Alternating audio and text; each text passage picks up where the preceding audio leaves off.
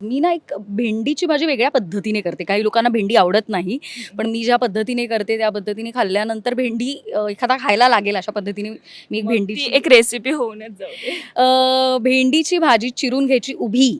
म्हणजे आपण ह्याच्यासाठी कांदा चिरतो ना भजीसाठी, हां. तशी उभी-उभी चिरायची. तशीच उभी-उभी मिरची चिरायची आणि ते थोडंसं ना भेंडीची भाजी ही मृणाल ताईने मला ट्रिक सांगितली होती. ती न्यूजपेपरमध्ये रोल